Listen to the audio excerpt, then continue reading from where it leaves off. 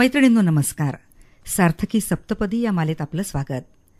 आज आपण एका अशा दाम्पत्याला स्टुडिओत आमंत्रित केलं आहे. त्यांच्या कार्याचं क्षेत्र वेगळं असलं तरी उद्देश मात्र एक आहे, तो म्हणजे समाजसेवा. आता हे दाम्पत्य आहे आनंद फिस्के आणि त्यांच्या सुविद्य पत्नी डॉक्टर गौरी फिस्के. तर त्यांची ओळख करून देते.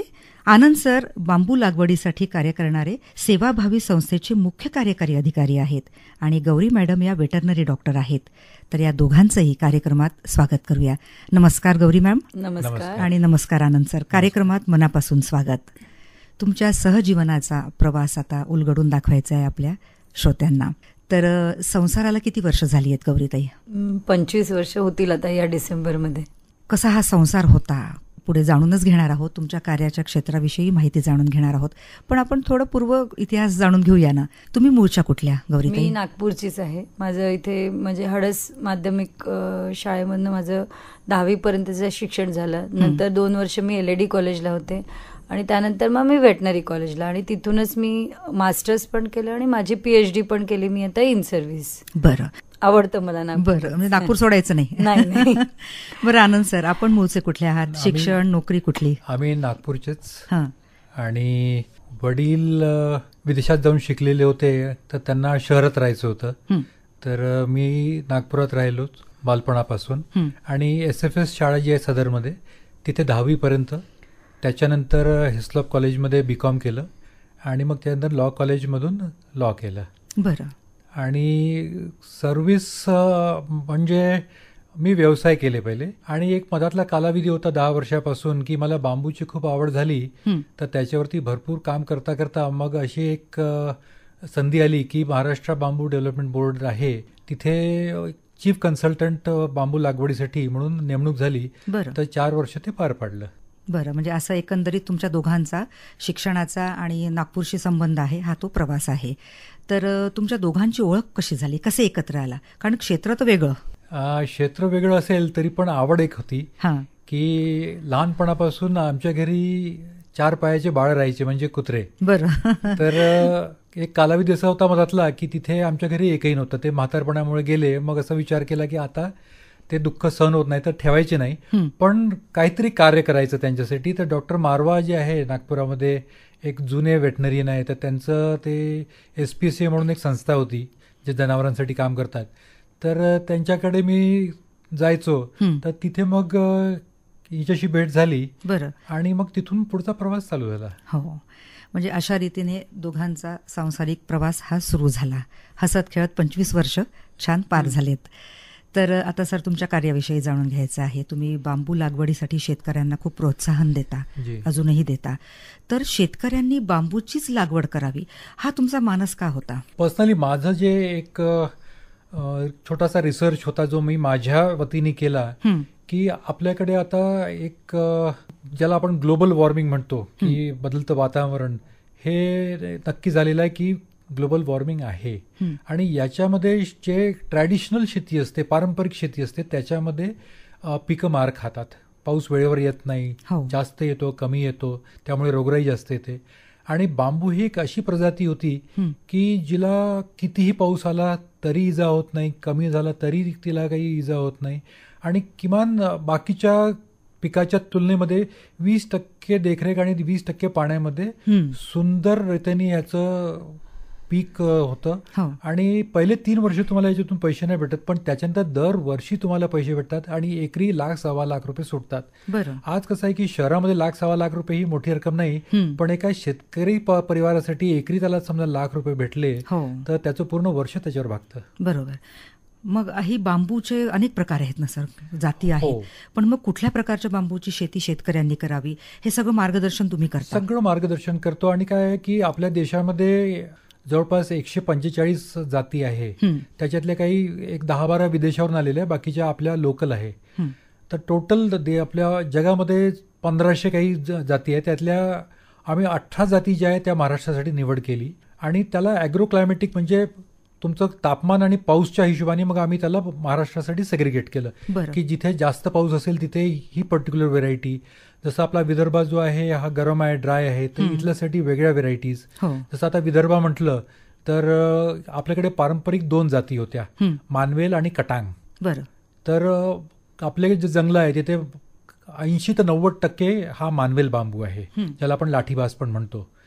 तर याच्या व्यतिरिक्त ज्याच्यातून जास्त असं उत्पन्न होईल अशा जाती मग आम्ही याच्यामध्ये इंट्रोड्यूस केल्या. एक बांबूसा टुलडा नावाचा बांबू आहे, जो प्रत्येक कामामध्ये वापरला जातो. तो अधिकांश बांबूच्या ज्या अगरबत्तीच्या काड्या बनतात त्याच्यासाठी तो वापरला जातो. आणि आपण आपल्या देशामध्ये 90% बांबूच्या काड्या ज्या चीनवरून किंवा व्हिएतनामवरून मागवल्या जातात. बरं. तर तेवढा पैसा आपल्या देशाचा त्या देशामध्ये जातो. तर ह्याच्यावरती आम्ही भर टाकला की तुम्ही टुलडाचं प्लांटेशन करा. त्याच्यानंतर पेपर पल्पसाठी तुम्हाला लावायचं असेल तर बाल्कोवा नावाचा एक बांबू आहे, तो लावा. आणि त्याच्यानंतर मग पॉलीमार्फा आहे, किंवा खायचा बांबू असेल तर ॲस्पर नावाचा, त्याला स्वीट बांबू म्हणतात. बांबूचे जे नवीन कोवळे शूट्स येतात तर ते एक डेलिकसी म्हणून खूप चांगल्या याने हातात लोकांनी विकल्या जातात. त्याच्यामध्ये गुणवत्ताही चांगली आहे की तब्येत चांगली राहावी माणसाची. अशा हिशोबाने आम्ही पूर्ण महाराष्ट्राला वेगळ्या वेगळ्या झोनमध्ये विभागलं. आणि तिथे आमचे जे कोऑर्डिनेटर होते, फॉरेस्टमध्ये 11 सर्कल आहे, तर 11 सर्कलचा एक कोऑर्डिनेटर होता. तर त्यांच्याबरोबर मिळून मग त्या शेतकऱ्यांना सेन्सिटाईज केलं. त्यांना सांगितलं की तुमच्याकडे समजा 5 एकर जागा असेल तर तुम्ही फक्त पहिले तुमच्या धुऱ्यावर लावा, किंवा तुमची जी पडीत जमीन असेल त्याच्यावरती लावा. तर असं करता करता माझ्या कार्यकाळामध्ये जवळपास आम्ही 25,000 एकरावरती महाराष्ट्रामध्ये बांबू लावले. बरं. म्हणजे शेतकऱ्यांनी तसा प्रतिसाद तुम्हाला दिला. खूप छान. बरं गौरीताई, तुमच्याकडे आता मी येते आहे. तुम्ही वेटरनरी डॉक्टर, तर हे क्षेत्र आधीपासूनच ठरवलं होतं का की हे निवडायचं? हो, म्हणजे मला लहानपणापासूनच प्राण्यांची खूप आवड होती. आणि मग 12वी जसं झालं माझं, तर मग कुठला ऑप्शन घ्यायचा. तर मग माझे वडील पण त्याच्यात खूप म्हणजे इंटरेस्टेड होते की म्हणजे मला MBBS पण करायचं होतं, पण 12वीत मग थोडेसे मार्क्स कमी मिळाले आणि आपण पेइंग मध्ये नाही शिकू शकत. तर मग हा एक ऑप्शन मग वडिलांनी सुचवला. आणि तो खूप तिथे तेव्हा टफ होता ऍक्च्युली, म्हणजे की खूप क्वचित मुली जायची. तर नातेवाईकांनी पण अरे काय तू तर ढोर डॉक्टर होणार. तेव्हा जसं आता इतके ऍडव्हान्समेंट आहे, किंवा आता जो दृष्टिकोन लोकांचा बदललेला आहे, बरोबर, की म्हणजे आता तर फर्स्ट ऑप्शन असतात. बरेचदा माझ्याकडे म्हणजे मेडिकोसचे पण स्टुडंट्स आहेत की पेरेंट्सची पूर्ण वेल एस्टॅब्लिश प्रॅक्टिस आहे आणि त्यांना ऍडमिशन मिळते त्यांना GMCला, पण steel they opt for the veterinary profession. Because हे खूपच नोबेल असं प्रोफेशन आहे. कारण आमचे जे पेशंट्स असतात ते बोलून एक्सप्रेस नाही करू शकत. आम्हाला ऍक्च्युली समजून घ्यावं लागतं त्यांचं की त्यांना काय होत आहे, काय म्हणजे कुठे पेन आहे, काय प्रॉब्लेम्स आहे, आणि त्याच्यानंतर आम्हाला त्याचं रोगाचं निदान करावं लागतं. आणि त्या काळात तर म्हणजे माझ्याच वर्गामध्ये फक्त आम्ही 8 मुली होतो. बरं. म्हणजे 52चा जो क्लास असेल, आणि खूप त्यांना असं उपेक्षित समजलं जायचं. बरं. पण आता आम्हाला खूप चांगलं म्हणजे त्याला ऍडव्हान्समेंट आहे आणि खूप जास्त स्कोप आहे. तेव्हाही होता आणि आता पण आहे. तर आणि आवड होतीच मला, तर त्याच्यामुळे मग मी हे प्रोफेशन प्रिफर केलं. कारण जे क्षेत्र आपल्याला आवडतं त्या क्षेत्रात काम केलं तर एक आनंदही मिळतो आणि त्यातून तुमची समाजसेवा देखील घडत आहे.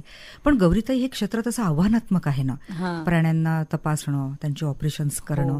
तर कसं आव्हानात्मक वाटलं तुम्हाला हे? एक तर म्हणजे बेसिकली 2 टाईप्सचे डॉक्टर्स असतात. एक तर ऍडमिशन म्हणजे काहीतरी प्रोफेशन म्हणून चूज करतात, पण माझं प्रोफेशन विथ पॅशन आहे. म्हणजे मला पहिलेपासूनच ते ॲनिमल्स खूप आवडायचे आणि त्यांच्या एक तर आम्हाला हिस्ट्री घ्यावी लागते आणि सिम्पटम्स सांगतात. मग अकॉर्डिंगली जसं ह्युमन्समध्ये होतं, आम्ही पूर्ण ब्लड टेस्ट करतो, सोनोग्राफी करतो. बरं. मी हॉस्पिटल रजिस्ट्रार आहे इथे वेटनरी कॉलेजला. तर तिथे आमच्याकडे लॅप्रोस्कोपी, एंडोस्कोपी, मग सोनोग्राफी, म्हणजे जे माणसांमध्ये ज्या सगळ्या फॅसिलिटीज आहेत त्या सगळ्या आमच्या क्लिनिकला आहेत. बरं. आणि त्या सगळ्या आम्ही वापरतो. म्हणजे त्या दिवशी का कुत्र्यानी ब्लेड खाल्लं होतं. बरं. तर मग ओनरनी आम्हाला सांगितलं, मग आम्ही एक्सरे घेतला त्याचा. ऍडव्हान्स डिजिटल एक्सरेज पण आहे आमच्याकडे.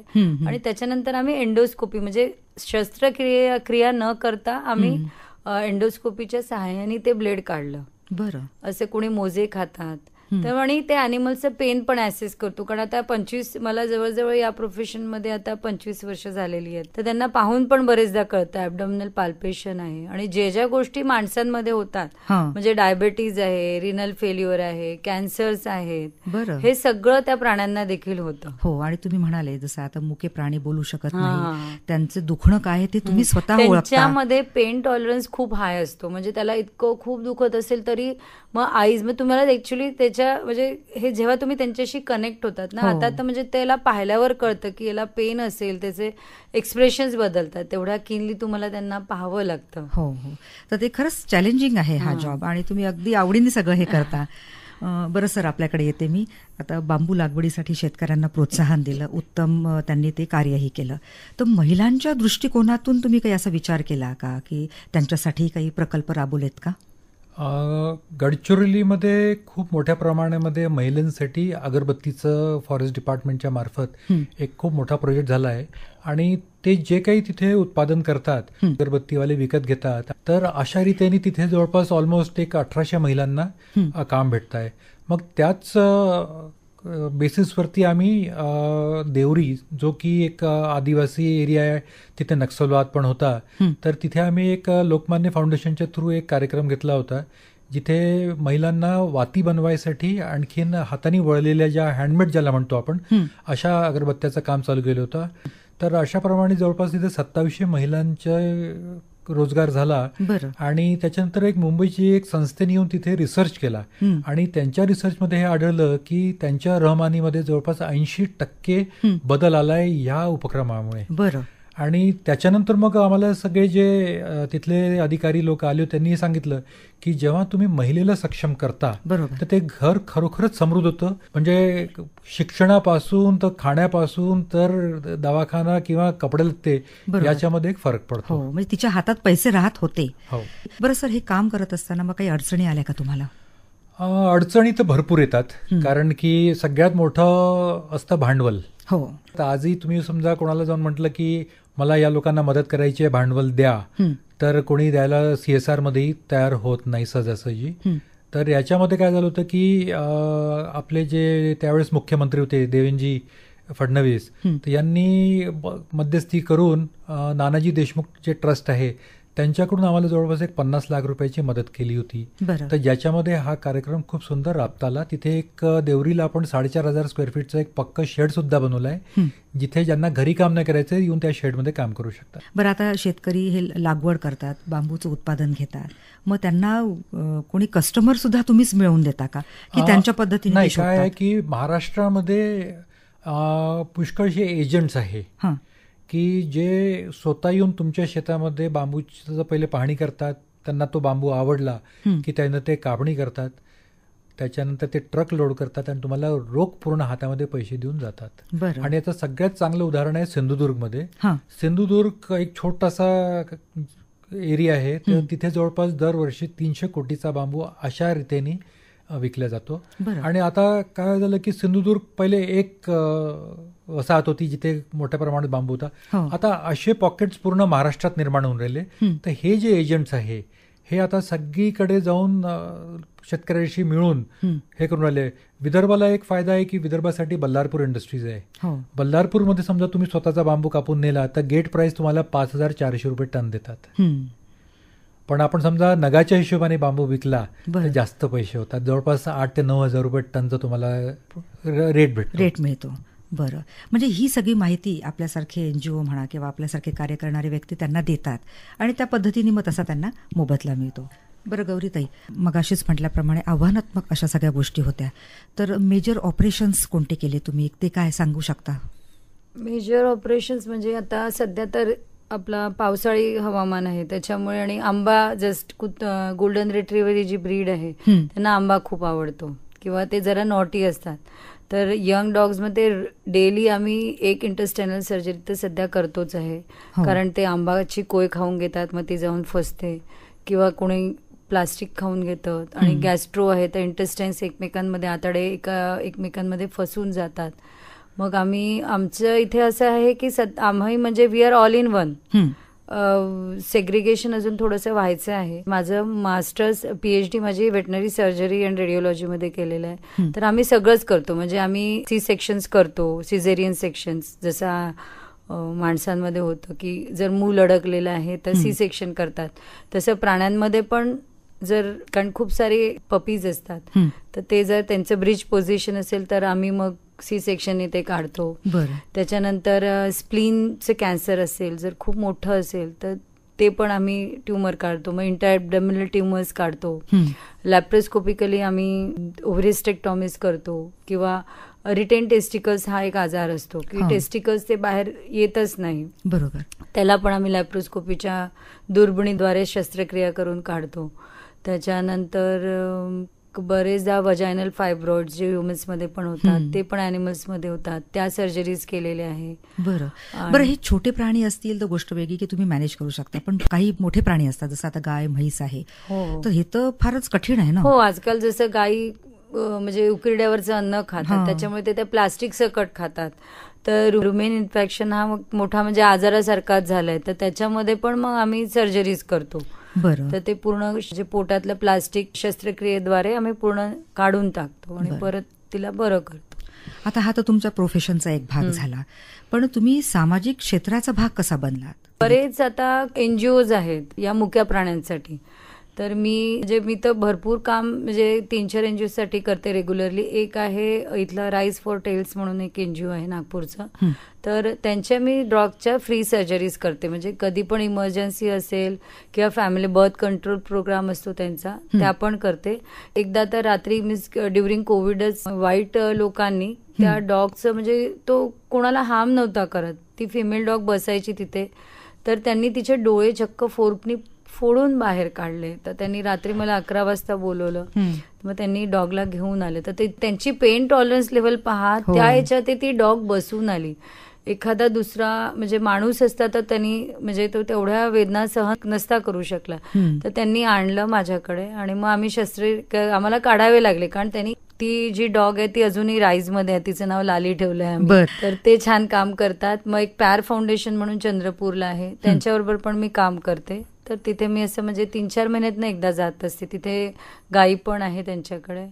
मग त्याच्यानंतर एक वसावा म्हणून ऑर्गनायझेशन आहे अमरावतीचं, त्यांच्याबरोबर पण मी काम करते. आणि कोणी पण जसे स्ट्रे डॉग्स आमच्या क्लिनिकला येतात, त्याच्याकडनं जेवढं मदत होऊ शकेल तेवढी आम्ही करतो. आणि जसं आता जानेवारी महिना म्हटला की पतंग उडवणं, मग ते मांजानेही अनेक पक्षी जखमी होतात, तर अशांसाठी सुद्धा तुम्ही मदत करता? हो, मग ते जे रेस्क्यू सेंटर्स आहेत किंवा व्हॉलेंटियर्स असतात ते घेऊन येतात आमच्याकडे, आणि मग आम्ही अकॉर्डिंगली जे जखम असेल तर जखमेवरचं निदान करतो, तो मांजा काढतो, पण त्या मांजामध्ये बरेचदा त्यांचे बोन्स डॅमेज होतात किंवा मग पंख तुटतात, तर मग त्यांना रिसुचरिंग करतो.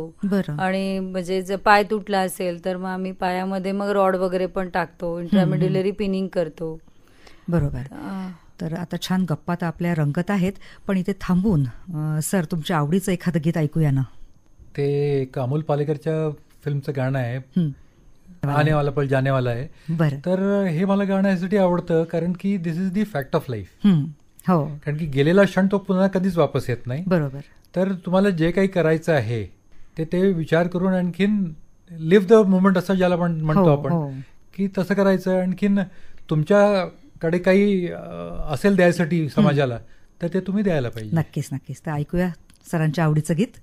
आता सर आणि मॅडम तुमच्या सांसारिक आयुष्याबद्दल जाणून घ्यायची इच्छा आहे, तर गौरी मॅम तुम्हाला विचारते मी, कसा आहे सरांचा स्वभाव? तसं शांत आहे, रिॲक्ट नाही करत. म्हणजे मग आपण हायपर होऊन जातो कधी, अरे काही तर रिॲक्ट कर त्याला, काही तर सांग. बरं, मग सरांची आवड जोपासता तुम्ही? हो, म्हणजे जसे आमच्या दोघांची आवडी सारखेच आहे. आमच्याकडे म्हणजे सासूबाईंना सुद्धा सगळेच ॲनिमल लव्हर्स आहे. म्हणजे लोकांकडे पर कॅपिटा इन्कम असतं ना, तर आमच्याकडे पर कॅपिटा ॲनिमल्स आहेत. म्हणजे ओव्हर अँड अबव्ह आहे. म्हणजे जवळजवळ आता पहिले तर आमच्याकडे 8-10 कॅट्स होत्या आणि 3 आमचे डॉग्स होते. तर प्रत्येकाच्या जवळ एक डॉगी आहे. बरं. आणि त्याच्यामुळे ही सेम आमची आवड आहे. हो. सर, गौरी मॅमचा कुठला गुण तुम्हाला आवडतो सगळ्यात जास्त? कठीण प्रश्न आहे. सगळेच गुण आवडतात का? तो नाही, कसं आहे की ज्याला म्हणतो आपण की स्वतःला अति वाहून द्यायचं, तर तो गुण तिच्यामध्ये आहे की तिचं जे डेडिकेशन आहे तिच्या प्रोफेशनला, तिच्या स्किल्सला, तर ते ती पूर्ण निभवते. आणखीन कधी कधी त्याचा रागही येतो बरं की घराकडे कमी आणखीन प्रोफेशनकडे जास्त. पण माणसाने आपल्या पॅशनच्या हिशोबाने जगावं असं मला वाटतं. बरोबर. म्हणजे सर म्हणतायत की जसं मी घरी ऑफिसमधून आलो आणि एक कप चहा दे असं म्हटल्यावर गौरीताई प्राण्यांच्या सेवेमध्येच बिझी, असं काही नाही. चहाच्या वेळेस ती कधीच घरी नसते. बरं. म्हणजे असं छान हसत खेळत तुमचं सांसारिक लाईफ सुरू आहे. बेसिकली आवड सगळ्यांची एक आहे, त्याच्यामुळे म्हणजे एवढं प्रॉब्लेम नाही येत. नाही तर म्हणजे सपोज माझं हे प्रोफेशन आहे, कधी कधी माझे स्टुडंट्स मला रात्री 12लाही उठवायला येतात की इमर्जन्सी आलेली आहे आणि जायचंय. तर याचं एक आहे, हा कधीच म्हणजे ही नेव्हर इंटरफिअर्स, बरं, की पूर्ण म्हणजे मोकळेपणाने तो मला करू देतो. म्हणजे ते फ्रीडम तर खूप म्हणजे I really appreciate. He never interferes. कारण घर सांभाळणं, नोकरी सांभाळणं हे तारेवरची कसरत एका स्त्रीला तर खूपच होते आणि ती लीलया तुम्ही निभावता आहात. बरं, तू मैमे होते का घरामध्ये? ते तर होणारच, सगळ्यांकडेच होते.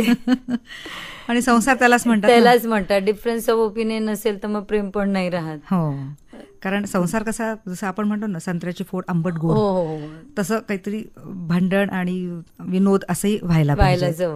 बरं सर, एखादा प्रसंग आठवतोय का तुम्हाला की एक कठीण प्रसंग आला पण बायकोची साथ मिळाल्यामुळे मी त्या प्रसंगातून सुखरूपपणे बाहेर पडलो? 2015 मध्ये मला हार्ट अटॅक आला. बरं. आणि घरापासून मी 12 किलोमीटर दूर होतो. तर मी ड्राईव्ह करून घरी आलो आणि येता येता मी फोन केला. मला वाटलं की ही सिरियसली घेणार नाही, कारण की आमचे दोघांचे स्वभाव ते थोडेसे मजाकवाले आहे. बरं. तर हिच्या बॉसला फोन करून सांगितलं मी की मला खूप जास्त त्रास होतोय, तिला घरी पाठव. तर तोपर्यंत मी डॉक्टरकडे जायचं म्हणून ते घामाचे कपडे बदलून नवीन कपडे पण घातले होते. ही आल्यानंतर मग गाडीत बसलो आणि आम्ही गेलो.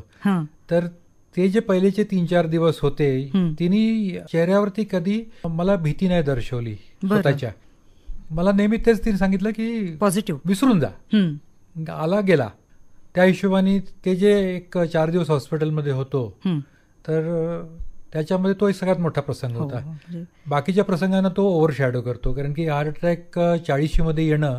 पण खंबीर अशी साथ गौरीताईंची तुम्हाला मिळाली आणि तो क्षण निभावून नेणं खरंच. आणि गौरीताई तुमची तारीफ करायला हवी, कारण नवरा बायकोचं नातं असं इतकं जीवष्ट कंठस्थ असं. ऍक्च्युली मे बी माझे बाबांनी मला लहानपणापासून जसं एक मुलगा म्हणून वाढवलं, असं म्हणजे डिफरन्सिएशन नव्हतं घरात कधीच की तू मुलगी आहे किंवा हे नाही करायचं, असं जे वाढवतात त्यांनी तसं वाढवलंच नाही कधी.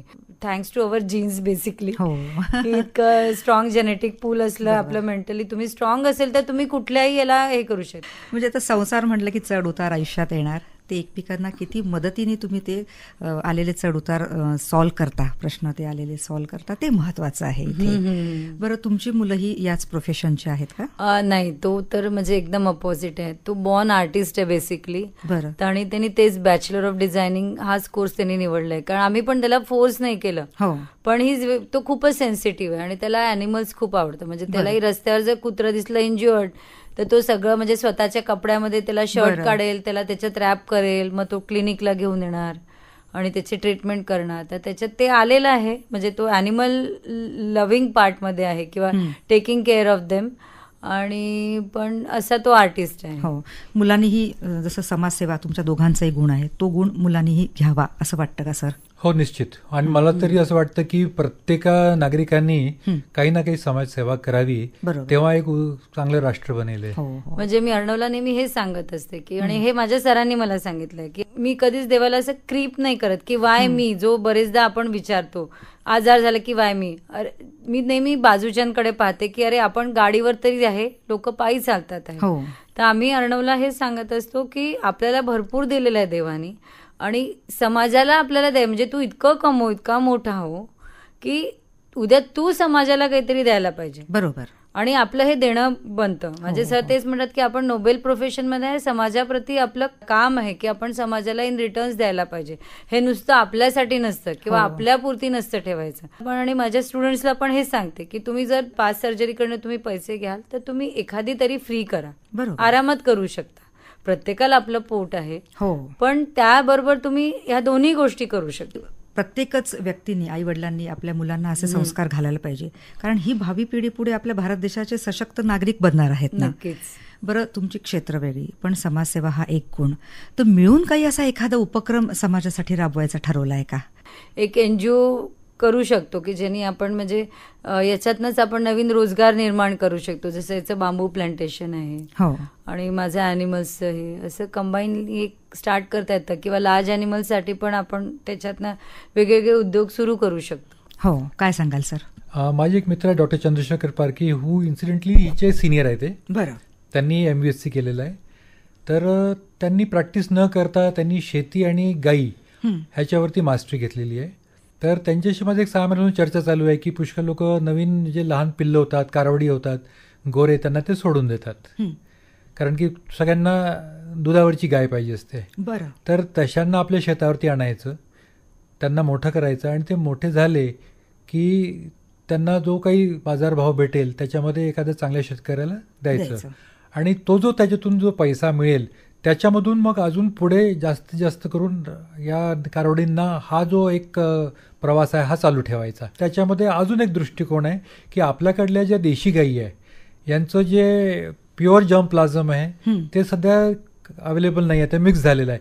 तर त्यांना तिथे सेग्रिगेट करून वेगळ्या वेगळ्यांचं रिप्रोडक्शन करायचं. बरं बरं. तर ते त्याच्यावरती त्याची एक्सपर्टीज आहे. तर असा एक विचार चालू आहे अजून. बरं. पण मला वाटतं की एक पुढच्या वर्षभरामध्ये हा प्रोजेक्ट जो आहे हा ऑनलाईन येईल. खूप छान. आणि असा हा भावी उपक्रम आहे तुमचा, नक्कीच यश मिळेल. तर आनंद फिस्के सर आणि गौरी फिस्के मॅडम, तुम्ही इथे आलात आणि सहजीवनाच्या वाटचालीचा हा रंजक प्रवास खूप छानरित्या आमच्या श्रोत्यांपर्यंत पोहोचवला. नागपूर आकाशवाणीच्या वतीने मी आपले आभार मानते. आपल्या या मुलाखतीची सांगता तुमच्या दोघांच्या आवडीच्या एका गीतानं करूया. धन्यवाद. नमस्कार. नमस्कार.